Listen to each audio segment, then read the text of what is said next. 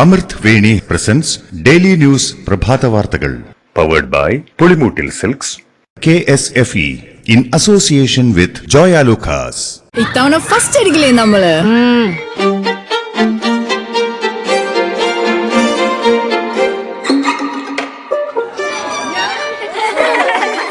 കുട്ടികൾക്കൊക്കെ പെയിൻ ശല്യം ഉണ്ടാകും. അതുകൊണ്ട് ലൈസ് കിറ്റ് ഉപയോഗിച്ച് ക്ലാസ്സിൽ വരാൻ പ്രത്യേകം ശ്രദ്ധിക്കണം. ലൈസ് കിറ്റ് ലൈസ് റിമൂവർ പെയിൻ ശല്യത്തിൽ നിന്നും ഉടനടി ആശ്വാസം.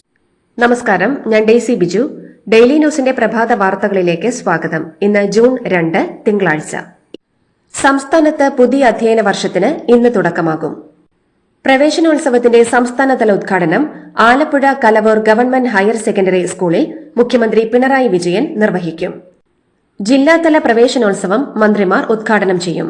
അക്കാദമിക് മാസ്റ്റർ പ്ലാൻ ജൂൺ 10 പുറത്തിറക്കും. സമഗ്ര ഗുണമേന്മ പദ്ധതി നടപ്പാക്കുമെന്നും സമഗ്ര ഗുണമേന്മ വർഷമായി ആചരിക്കുമെന്നും വി ശിവൻകുട്ടി പറഞ്ഞു. സാമൂഹ്യ ബോധ്യം വളർത്തുന്ന 10 വിഷയങ്ങളിലായിരിക്കും ആദ്യം 2 ആഴ്ച പഠിപ്പിക്കുക. ലഹരി തടയുന്നത് ഉൾപ്പെടെയുള്ള വിഷയങ്ങൾ പഠന വിഷയമാക്കും. ഹയർ സെക്കൻഡറി പാഠ്യപദ്ധതി പരിഷ്കരണം ഈ വർഷം പൂർത്തിയാക്കുമെന്നും വിദ്യാഭ്യാസ മന്ത്രി അറിയിച്ചു.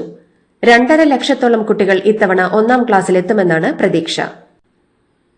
സംസ്ഥാനത്ത് പുതിയ അധ്യയന വർഷത്തിന് ഇന്ന് തുടക്കമാകുമെങ്കിലും കോട്ടയം, പത്തനംതിട്ട ജില്ലകളിലെ ദുരിതാശ്വാസ ക്യാമ്പുകൾ പ്രവർത്തിക്കുന്ന വിദ്യാഭ്യാസ സ്ഥാപനങ്ങൾക്ക് ഇന്ന് അവധിയായിരിക്കും. ക്യാമ്പ് അവസാനിച്ചതിന് ശേഷമായിരിക്കും ഈ സ്കൂളുകളിൽ പ്രവേശനോത്സവം നടത്തുക. ആലപ്പുഴ ജില്ലയിലെ കുട്ടനാട് താലൂക്കിലെയും പുറക്കാട് പഞ്ചായത്തിലെയും വിദ്യാഭ്യാസ സ്ഥാപനങ്ങൾക്കും ഇന്ന് അവധിയായിരിക്കും. 5 മുതൽ 9ാം ക്ലാസ് വരെയുള്ള മൂല്യനിർണ്ണയം കർശനമാക്കുമെന്ന വിദ്യാഭ്യാസ മന്ത്രി വി ശിവൻകുട്ടി. വാർഷിക പരീക്ഷയ്ക്ക് മിനിമം മാർക്ക് വാങ്ങാത്തവർക്ക് പ്രത്യേക പരിശീലനം നൽകും. ആരെയും തോൽപ്പിക്കുകയല്ല ഉദ്ദേശമെന്നും മന്ത്രി പറഞ്ഞു. പ്രവേശനോത്സവം മുഖ്യമന്ത്രി ആലപ്പുഴ കലവൂർ ഗവൺമെന്റ് HSSൽ ഉദ്ഘാടനം ചെയ്യുമെന്നും മന്ത്രി അറിയിച്ചു. രാഷ്ട്രീയം വെച്ച് സംസ്ഥാനങ്ങളെ കാണരുതെന്നും ദുരന്തങ്ങളായിരിക്കണം മാനദണ്ഡമെന്നും ധനമന്ത്രി KN ബാലഗോപാൽ. മഹാരാഷ്ട്രയ്ക്ക് വിദേശ സംഭാവന സ്വീകരിക്കാൻ അനുമതി നൽകിയത് നല്ല കാര്യം തന്നെയാണെന്നും എന്നാൽ കേരളം വിദേശ സംഭാവന സ്വീകരിക്കാൻ അനുമതി തേടിയപ്പോൾ വേണ്ട എന്നാണ് കേന്ദ്രം പറഞ്ഞതെന്നും അദ്ദേഹം വ്യക്തമാക്കി.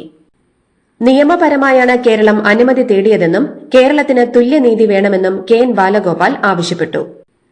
KSRTCയിലെ മുഴുവൻ ജീവനക്കാർക്കും മെയ് മാസത്തെ ശമ്പളം മെയ് 31-ാം തീയതി വിതരണം ചെയ്തു കഴിഞ്ഞുവെന്ന് മാനേജ്മെന്റ് അറിയിച്ചു. തുടർച്ചയായി 10ാമത്തെ മാസമാണ് KSRTCയിലെ ജീവനക്കാർക്കുള്ള ശമ്പളം ഒറ്റത്തവണയായി നൽകുന്നത്.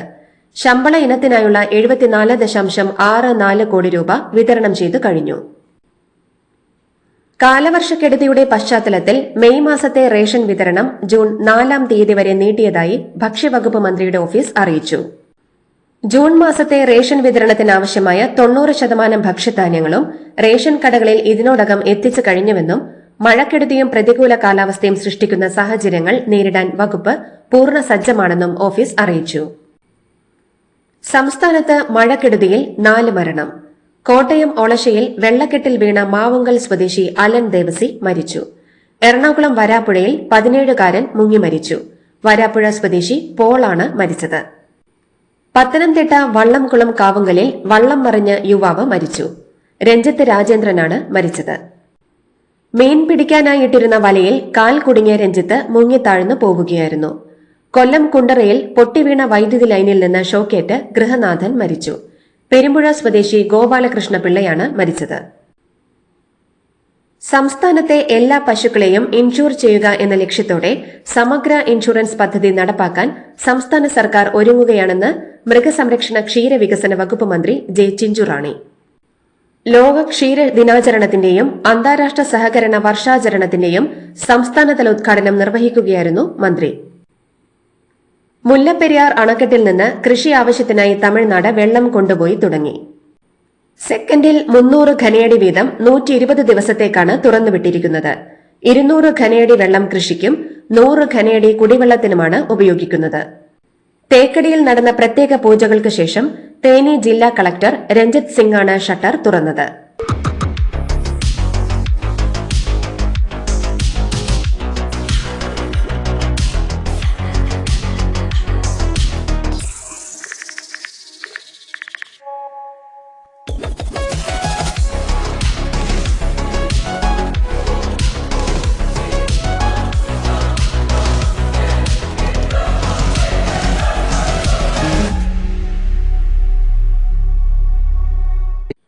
നിലമ്പൂരിലെ ഇടതുമുന്നണി സ്ഥാനാർത്ഥി എം സ്വരാജും ബിജെപി സ്ഥാനാർത്ഥിയായി നിശ്ചയിച്ച മോഹൻ ജോർജും തൃണമൂൽ കോൺഗ്രസ് സ്ഥാനാർത്ഥിയായി മത്സരിക്കാൻ തീരുമാനിച്ച പി വി അൻവറും ഇന്ന് നാമനിർദ്ദേശ പത്രിക സമർപ്പിക്കും.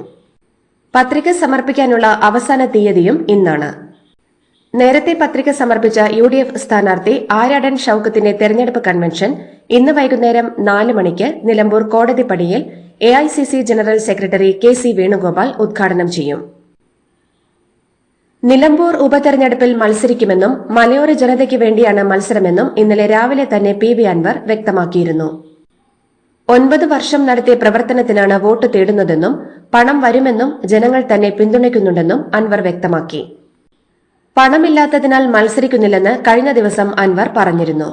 VD സതീശന്റെ കാൽ നക്കി മുന്നോട്ടില്ലെന്നും UDF മുന്നണി സാധ്യമാകില്ലെന്ന് ഉറപ്പായതോടെ അൻവർ കൂട്ടിച്ചേർത്തു. നിലമ്പൂരിൽ അഡ്വക്കേറ്റ് മോഹൻ ജോർജാണ് BJPക്കായി മത്സരിക്കുന്നത്. മലയോര കുടിയേറ്റ ക്രിസ്ത്യൻ വിഭാഗത്തിന്റെ പ്രതിനിധിയായാണ് അഡ്വക്കേറ്റ് മോഹൻ ജോർജിനെ BJP സ്ഥാനാർത്ഥിയാക്കിയത്. സ്ഥാനാർത്ഥിയായി പ്രഖ്യാപിച്ച ശേഷം അഡ്വക്കേറ്റ് മോഹൻ ജോർജ് BJP അംഗത്വം സ്വീകരിച്ചു. PV അൻവർ വലിയ വഞ്ചന കാണിച്ചതുകൊണ്ടാണ് നിലമ്പൂരിൽ ഉപതെരഞ്ഞെടുപ്പ് വേണ്ടിവന്നതെന്ന് മുഖ്യമന്ത്രി പിണറായി വിജയൻ. സ്വരാജിന്റെ സ്ഥാനാർത്ഥിത്വം നാട് സ്വീകരിച്ചതിൽ ആശ്ചര്യമില്ലെന്നും ക്ലീൻ ഇമേജ് നിലനിർത്തുന്നയാളാണ് സ്വരാജെന്നും അഭിമാനത്തോടെ തല ഉയർത്തി വോട്ട് ചോദിക്കാൻ അദ്ദേഹത്തിന് കഴിയുമെന്നും കറകളഞ്ഞ വ്യക്തിത്വമാണ് സ്വരാജിന്റേതെന്നും അദ്ദേഹം പറഞ്ഞു. സ്വരാജിന്റെ തെരഞ്ഞെടുപ്പ് കൺവെൻഷൻ ഉദ്ഘാടനം ചെയ്യുകയായിരുന്നു മുഖ്യമന്ത്രി. നിലമ്പൂർ ഉപതെരഞ്ഞെടുപ്പിൽ UDF സ്ഥാനാർത്ഥിയെ പ്രഖ്യാപിച്ചത് ഏകകണ്ഠമായാണെന്ന് കോൺഗ്രസ് നേതാവ് രമേശ് ചെന്നിത്തല. എതിർപ്പറിയിച്ചപ്പോൾ അൻവറുമായി സംസാരിച്ചുവെന്നും മുന്നണി പ്രവേശം ചർച്ച ചെയ്യാൻ പ്രതിപക്ഷ നേതാവിനെ ചുമതലപ്പെടുത്തിയിരുന്നുവെന്നും അദ്ദേഹം പറഞ്ഞു. LDFനോട് വിയോജിപ്പുള്ളവരെ ഒന്നിച്ചു നിർത്തണമെന്ന് കരുതിയെന്നും അൻവറിനെ ചേർത്ത് നിർത്തണമെന്നായിരുന്നു UDF ആഗ്രഹിച്ചതെന്നും എന്നാൽ ചർച്ചകൾ കൊണ്ട് അർത്ഥമില്ലെന്ന് മനസ്സിലായിയെന്നും രമേശ് ചെന്നിത്തല പറഞ്ഞു. നിലമ്പൂർ ഉപതെരഞ്ഞെടുപ്പിൽ വ്യാപാരി വ്യവസായി ഏകോപന സമിതി മത്സരിക്കില്ലെന്ന് സംസ്ഥാന സെക്രട്ടറി ദേവസ്യ മേച്ചേരി. ഭരണപ്രതിപക്ഷ പാർട്ടികളുടെ അഭ്യർത്ഥന മാനിച്ചാണ് സ്ഥാനാർത്ഥിത്വത്തിൽ നിന്നുള്ള പിന്മാറ്റം. മലപ്പുറം ജില്ലാ അധ്യക്ഷൻ കുഞ്ഞാവു ഹാജിയെ മത്സരിപ്പിക്കാനായിരുന്നു നീക്കം. വ്യാപാര സമൂഹത്തിന്റെ പ്രശ്നങ്ങൾക്ക് പരിഹാരം കാണുമെന്ന് സർക്കാരും ഉറപ്പു നൽകി. നിലമ്പൂർ ഉപതെരഞ്ഞെടുപ്പിൽ PV അൻവറിന്റെ സ്ഥാനാർത്ഥിത്വത്തിൽ പ്രതികരണവുമായി CPM സംസ്ഥാന സെക്രട്ടറി MV ഗോവിന്ദൻ. അൻവറിന് മുന്നിൽ മറ്റെന്താണ് വഴിയെന്ന് MV ഗോവിന്ദൻ ചോദിച്ചു. അൻവർ മത്സരിച്ചാലും ഇല്ലെങ്കിലും ഇടതുപക്ഷത്തിന് ഒന്നുമില്ലെന്നും ഇടതുപക്ഷം വിജയിക്കുമെന്നും ജനാധിപത്യ സമൂഹത്തിൽ എല്ലാവരും മത്സരിക്കട്ടെയെന്നും MV ഗോവിന്ദൻ പറഞ്ഞു. M സ്വരാജിനെതിരെ വിമർശനവുമായി വീണ്ടും PV അൻവർ. പ്രളയകാലത്ത് പോത്തുകല് പ്രദേശവാസിയായ സ്വരാജ് തന്റെ കൂടെ ചില ഫോട്ടോകൾ എടുത്തുവെന്നല്ലാതെ മറ്റൊന്നും ചെയ്തില്ലെന്ന് അൻവർ ആരോപിച്ചു. കാശ്മീരും ഗാസയും പറഞ്ഞ് മുസ്ലിം പിന്തുണ തേടുന്ന സ്വരാജ് നാട്ടിലെ മുസ്ലിം പ്രശ്നത്തിനെതിരെ ഒന്നും പറയില്ലെന്നും മുസ്ലിം പ്രശ്നങ്ങളിൽ ആര്യാടൻ ഷൌക്കത്ത് ഇടപെട്ടില്ലെന്നും പറഞ്ഞു. ജനാധിപത്യത്തിൽ എല്ലാവരും മത്സരിക്കട്ടെയെന്ന് M സ്വരാജ്. ആർക്കും മത്സരിക്കാൻ അവകാശമുണ്ടെന്നും അൻവറിന്റെ സ്ഥാനാർത്ഥിത്വം LDFനെ ബാധിക്കുന്ന വിഷയമല്ലെന്നും M സ്വരാജ് പറഞ്ഞു. അതേസമയം UDF PV അൻവറിനെ പറ്റിച്ചെന്ന് CPM പോളിറ്റ് ബ്യൂറോ അംഗം A വിജയരാഘവൻ പ്രതികരിച്ചു. അൻവറിനെ ചാക്കിൽ കെട്ടി പുഴയിൽ തള്ളിയതുപോലെയായി എന്നും തങ്ങൾ വാക്കുകൊടുത്താൽ എന്ത് വില കൊടുത്തും പാലിക്കുമെന്നും A വിജയരാഘവൻ കൂട്ടിച്ചേർത്തു. സ്ഥാനാർത്ഥിയെ ഔട്ട്സോഴ്സിംഗ് ചെയ്യേണ്ട ഗതികേടിൽ BJP എത്തിയെന്ന് കോൺഗ്രസ് നേതാവ് സന്ദീപ് വാര്യർ. മഞ്ചേരി വഴിക്കടവ് ബസ്സിലെ ഏതോ ഒരു ജോർജ് സാറിനെ സ്ഥാനാർത്ഥിയാക്കിയെന്നും UDFന്റെ വോട്ടുകളിൽ വിള്ളലുണ്ടാക്കാൻ BJP സ്ഥാനാർത്ഥിക്കാകില്ലെന്നും സന്ദീപ് വാര്യർ പറഞ്ഞു. അതേസമയം വോട്ടർ പട്ടികയിൽ പേരുള്ള ആർക്കും മത്സരിക്കാമെന്നായിരുന്നു അൻവറിന്റെ സ്ഥാനാർത്ഥിത്വത്തെക്കുറിച്ചുള്ള സന്ദീപ് വാര്യരുടെ പ്രതികരണം. മുസ്ലിം ലീഗ് യോഗത്തിൽ പ്രതിപക്ഷ നേതാവ് VD സതീശനെതിരെ രൂക്ഷ വിമർശനം. VD സതീശന്റേത് ഏകാധിപത്യ പ്രവണതയെന്ന് ലീഗ് യോഗത്തിൽ വിമർശനമുയർന്നു. PV അൻവർ പ്രശ്നം നീട്ടിക്കൊണ്ടുപോയി വഷളാക്കിയെന്ന് യോഗത്തിൽ അഭിപ്രായം ഉയർന്നു. KM ഷാജി, MK മുനീർ തുടങ്ങിയവരടക്കമുള്ള പ്രധാന നേതാക്കളാണ് വിമർശനം ഉന്നയിച്ചത്. വിഷയം ഗൌരവതരമാണെന്ന് PK കുഞ്ഞാലിക്കുട്ടിയും യോഗത്തിൽ പറഞ്ഞു. UDF ചെയർമാനും പ്രതിപക്ഷ നേതാവുമായ VD സതീശനെതിരെ ലീഗ് യോഗത്തിൽ വിമർശനമെന്ന വാർത്ത അടിസ്ഥാനരഹിതമാണെന്ന് PK കുഞ്ഞാലിക്കുട്ടി. ഏതെങ്കിലും നേതാക്കളെ പ്രത്യേകം ലക്ഷ്യം വെച്ചുള്ള ഒന്നും ഉണ്ടായിട്ടില്ലെന്നും ആ രീതിയിൽ മാധ്യമങ്ങളിൽ വരുന്ന വാർത്തകൾ അടിസ്ഥാനരഹിതമാണെന്നും കുഞ്ഞാലിക്കുട്ടി അറിയിച്ചു. തെരഞ്ഞെടുപ്പ് ചുമതലകൾ വീതിച്ച് നൽകുക എന്നതായിരുന്നു ലീഗ് യോഗത്തിന്റെ പ്രധാന അജണ്ടയെന്നും നിലവിൽ രാഷ്ട്രീയ വിഷയങ്ങളിലുള്ള പോസിറ്റീവായ അഭിപ്രായങ്ങളും ചർച്ചകളുമാണ് യോഗത്തിൽ ഉണ്ടായതെന്നും കുഞ്ഞാലിക്കുട്ടി വിശദീകരിച്ചു. നേതൃത്വം തെറ്റെന്ന് പറഞ്ഞെങ്കിൽ അത് സമ്മതിക്കുന്നുവെന്നും പാർട്ടിക്കെതിരെ തനിക്ക് ഈഗോ ഇല്ലെന്നും രാഹുൽ മാങ്കൂട്ടത്തിൽ. പാർട്ടി പറയുന്നതാണ് ശരിയെന്ന് പറഞ്ഞ രാഹുൽ നേതൃത്വത്തിനെതിരെ സംസാരിക്കില്ലെന്നും കൂട്ടിച്ചേർത്തു. അൻവറുമായി ശനിയാഴ്ച രാത്രി കൂടിക്കാഴ്ച നടത്തിയത് വിവാദമായ പശ്ചാത്തലത്തിലായിരുന്നു രാഹുലിന്റെ പ്രതികരണം. PV അൻവറിനെ രാഹുൽ മാങ്കൂട്ടത്തിൽ വീട്ടിൽ പോയി കണ്ടതിനെ പ്രതിപക്ഷ നേതാവ് VD സതീശൻ പരസ്യമായി തള്ളിയിരുന്നു. രാഹുൽ മാങ്കൂട്ടത്തിൽ PV അൻവറുമായി കൂടിക്കാഴ്ച നടത്തിയത് സ്വന്തം നിലക്കാണെന്നും വിഷയത്തിൽ പാർട്ടി നേതൃത്വവും രാഹുലും നിലപാട് വ്യക്തമാക്കി കഴിഞ്ഞുവെന്നും അതിൽ കൂടുതൽ പ്രതികരണങ്ങൾക്കില്ലെന്നും ഷാഫി പറമ്പിൽ MP. പിണറായി സത്തിനെതിരെ ജയിക്കാൻ കഴിയുന്നത് UDF-നാണെന്നും സർക്കാരിന്റെ പരാജയം തുറന്നു കാട്ടുമെന്നും ഷാഫി പറമ്പിൽ പറഞ്ഞു. KSFE ഹാർമണി ചിൽസ് മെഗാ സമ്മാനം 100 പേർക്ക് സിംഗപ്പൂർ യാത്ര. ശാഖാതല സമ്മാനം 25,000 പേർക്ക് 1,500 രൂപയുടെ fuel card. KSFE harmony chits. Toll free number 1800-425-3455. Operation സിന്ദൂറിന് ശേഷം പ്രധാനമന്ത്രി നരേന്ദ്രമോദി നടത്തിവരുന്ന പൊതുപ്രസംഗങ്ങളെ വിമർശിച്ച് കോൺഗ്രസ് അധ്യക്ഷൻ മല്ലികാർജ്ജുൻ ഖാർഗെ. പ്രധാനമന്ത്രിയുടെ എല്ലാ പ്രസ്താവനകളോടും പ്രതികരിക്കാൻ താൻ ഇഷ്ടപ്പെടുന്നില്ലെന്നും രാജ്യത്ത് എന്താണ് സംഭവിച്ചതെന്ന് മനസ്സിലാക്കി അദ്ദേഹം സംസാരിക്കണമെന്നും ഖാർഗെ പറഞ്ഞു. സ്വയം പുകഴ്ത്തുന്നതിന് പകരം ശത്രുവിൽ ശ്രദ്ധ കേന്ദ്രീകരിക്കണമെന്നും ഞങ്ങളുടെ പൂർണ്ണ പിന്തുണ സൈന്യത്തിനൊപ്പമുണ്ടെന്നും ഖാർഗെ വ്യക്തമാക്കി. പശ്ചിമബംഗാൾ മുഖ്യമന്ത്രിയും തൃണമൂൽ കോൺഗ്രസ് അധ്യക്ഷയുമായ മമതാ ബാനർജിക്കെതിരെ കടുത്ത ആക്രമണവുമായി കേന്ദ്ര ആഭ്യന്തരമന്ത്രി Amit Shah.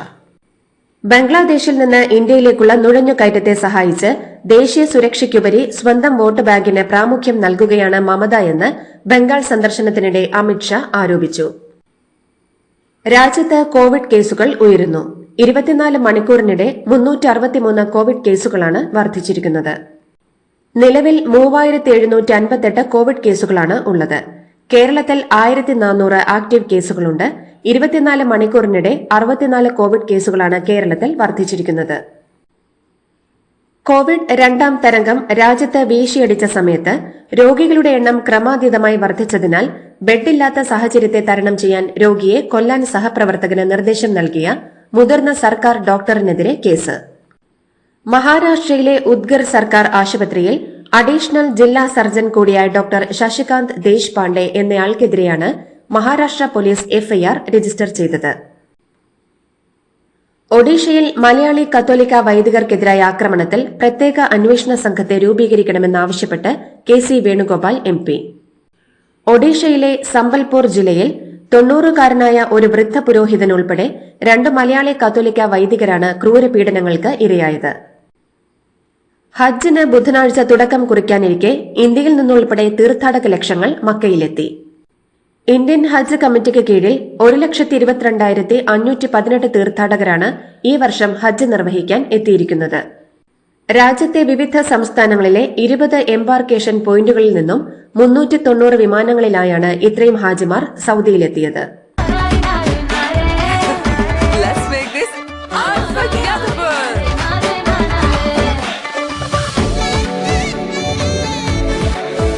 Make every wedding unforgettable with Joya Lucas Diamond Wedding Collection. Joya Lucas, world's favorite jeweler. ഖത്തറിൽ ബലിപെരുന്നാൾ അവധി പ്രഖ്യാപിച്ചു. ജൂൺ 5 വ്യാഴാഴ്ച മുതൽ ജൂൺ 9 തിങ്കളാഴ്ച വരെയാണ് അവധി പ്രഖ്യാപിച്ചിരിക്കുന്നത്. മന്ത്രാലയങ്ങൾ, മറ്റ് സർക്കാർ ഏജൻസികൾ, പൊതുസ്ഥാപനങ്ങൾ എന്നിവ ഈ ദിവസങ്ങളിൽ പ്രവർത്തിക്കില്ല. ജൂൺ 10 ചൊവ്വാഴ്ച മുതലാണ് പ്രവൃത്തി ദിവസം പുനരാരംഭിക്കുക. കുവൈത്തിലെ റിഗയിൽ പ്രവാസികളുടെ താമസ കെട്ടിടത്തിലുണ്ടായ തീപിടുത്തത്തിൽ മരണസംഖ്യ 6 ഉയർന്നെന്ന് പ്രാദേശിക മാധ്യമങ്ങൾ റിപ്പോർട്ട് ചെയ്തു. 15 പേർക്ക് പരിക്കേൽക്കുകയും ചെയ്തു. മരണസംഖ്യ ഉയർന്നേക്കാമെന്നാണ് റിപ്പോർട്ട്. സിന്ധു നദീജല ഉടമ്പടി പാകിസ്ഥാന്റെ ചുവന്ന രേഖയാണെന്നും ജലപ്രശ്നത്തിൽ പാകിസ്ഥാൻ യാതൊരു വിട്ടുവീഴ്ചയ്ക്കുമില്ലെന്നും പാകിസ്ഥാൻ സൈനിക മേധാവി ജനറൽ അസീം മുനീർ. വിവിധ സർവകലാശാലകളിലെ വൈസ് ചാൻസലർമാർ, പ്രിൻസിപ്പൽമാർ, അധ്യാപകർ എന്നിവർക്കുള്ള യോഗത്തിൽ സംസാരിക്കവെയാണ് മുനീർ ഭീഷണിയുമായി രംഗത്തെത്തിയത്. അഫ്ഗാനിസ്ഥാനുമായുള്ള നയതന്ത്ര ബന്ധം മെച്ചപ്പെടുത്തുമെന്ന് പാകിസ്ഥാൻ. അഫ്ഗാനിലേക്ക് അംബാസിഡറെ നിയമിക്കുമെന്നും പാകിസ്ഥാൻ വെള്ളിയാഴ്ച പ്രഖ്യാപിച്ചു. ഇന്ത്യ താലിബാനുമായി രാഷ്ട്രീയ ബന്ധത്തിന് തുടക്കമിട്ടതിന് പിന്നാലെയാണ് പാകിസ്ഥാന്റെ നയം മാറ്റം. വിദേശകാര്യമന്ത്രി എസ് ജയശങ്കറും അഫ്ഗാനിസ്ഥാൻ വിദേശകാര്യമന്ത്രി ആമിർ ഖാൻ മുത്താക്കിയും ചർച്ച നടത്തിയിരുന്നു. റഷ്യൻ വ്യോമത്താവളങ്ങൾക്ക് നേരെ യുക്രൈന്റെ ഡ്രോൺ ആക്രമണം. ഒലന്യ, ബെലായ വ്യോമത്താവളങ്ങളിൽ യുക്രൈൻ കടുത്ത ആക്രമണം നടത്തിയതായാണ് റിപ്പോർട്ടുകൾ. 40ഓളം റഷ്യൻ യുദ്ധവിമാനങ്ങളെ ആക്രമിച്ചതായി യുക്രൈൻ അവകാശപ്പെട്ടു. ഞായറാഴ്ച യുക്രൈനിലെ സൈനിക പരിശീലന കേന്ദ്രത്തിൽ റഷ്യ മിസൈൽ ആക്രമണം നടത്തിയതിന് പിന്നാലെയാണ് യുക്രൈൻ ഡ്രോൺ ആക്രമണം നടത്തുന്നത്. റഷ്യയുടെ വ്യോമത്താവളത്തിന് നേരെ ഞായറാഴ്ച യുക്രൈൻ നടത്തിയ ഡ്രോൺ ആക്രമണത്തിന്റെ കൂടുതൽ വിവരങ്ങൾ പുറത്ത്. ആക്രമണം നടത്താൻ യുക്രൈൻ മാസങ്ങളോളം ആസൂത്രണം നടത്തിയതായും പ്രസിഡന്റ് വ്ളാഡിമിർ സെലൻസ്കിയാണ് ഇതിന്റെ മേൽനോട്ടം വഹിച്ചതെന്നുമാണ് പുറത്തുവരുന്ന റിപ്പോർട്ടുകൾ. 40ഓളം റഷ്യൻ യുദ്ധവിമാനങ്ങൾ തകർത്തതായാണ് യുക്രൈൻ അവകാശപ്പെടുന്നത്. യുക്രൈന്റെ ആക്രമണം റഷ്യ സ്ഥിരീകരിച്ചിട്ടുമുണ്ട്. നോർവേ ചെസ് ടൂർണമെന്റിൽ മുൻ ലോക ചാമ്പ്യൻ മാഗ്നസ് കാൾസനെ 6ാം റൌണ്ടിൽ പരാജയപ്പെടുത്തി ഇന്ത്യൻ താരവും നിലവിലെ ലോക ചാമ്പ്യനുമായ ഡി ഗുഗേഷ്. ക്ലാസിക്കൽ ഫോർമാറ്റിൽ കാൾസനെ ഇതാദ്യമായാണ് ഗുഗേഷ് തോൽപ്പിക്കുന്നത്. തോൽവിക്ക് ശേഷം വളരെ ക്ഷോഭത്തോടെ മേശയിൽ ആഞ്ഞടിച്ചതിനു ശേഷമാണ് മുൻ ലോക ചാമ്പ്യൻ കൂടിയായ കാൾസൻ വേദി വിട്ടത്. IPL 18ാം സീസണിലെ നാളെ നടക്കുന്ന ഫൈനലിൽ റോയൽ ചാലഞ്ചേഴ്സ് ബാംഗ്ലൂരും പഞ്ചാബ് കിങ്സും ഏറ്റുമുട്ടും. ഇന്നലെ നടന്ന വാശിയേറിയ 2ാം ക്വാളിഫയർ മത്സരത്തിൽ മുംബൈ ഇന്ത്യൻസിനെ 5 വിക്കറ്റിന് പരാജയപ്പെടുത്തിയാണ് പഞ്ചാബ് കിങ്സ് ഫൈനലിന് അർഹത നേടിയത്. മഴ മൂലം 2.5 മണിക്കൂർ വൈകി ആരംഭിച്ച മത്സരത്തിൽ ടോസ് നഷ്ടപ്പെട്ട് ബാറ്റിംഗിനിറങ്ങിയ മുംബൈ 44 റൺസ് വീതമെടുത്ത സൂര്യകുമാർ യാദവിന്റെയും തിലക് വർമ്മയുടെയും 38 റൺസെടുത്ത ജോണി ബെയർസ്റ്റോയുടെയും മികവിൽ 6 വിക്കറ്റ് നഷ്ടത്തിൽ 203 റൺസെടുത്തു. മറുപടി ബാറ്റിംഗിനിറങ്ങിയ പഞ്ചാബ് 41 പന്തിൽ പുറത്താകാതെ 87 റൺസെടുത്ത ശ്രേയസ് അയ്യരുടെയും 48 റൺസെടുത്ത നെഹാൽ വധേരയുടെയും 38 റൺസെടുത്ത ജോഷ് ഇംഗ്ലീസിന്റെയും മികവിൽ 19 ഓവറിൽ 5 വിക്കറ്റ് നഷ്ടത്തിൽ വിജയലക്ഷ്യത്തിൽ എത്തി. ഇതോടുകൂടി ഡെയിലി ന്യൂസിന്റെ ഇന്നത്തെ പ്രഭാത വാർത്തകൾ സമാപിക്കുന്നു. ഡെയിലി ന്യൂസിന് വേണ്ടി വാർത്തകൾ വായിച്ചത് ഡെയ്സി ബിജു. ഡെയിലി ന്യൂസ് ലൈവ്.in വാർത്തകൾ വിരൽ തുമ്പിൽ.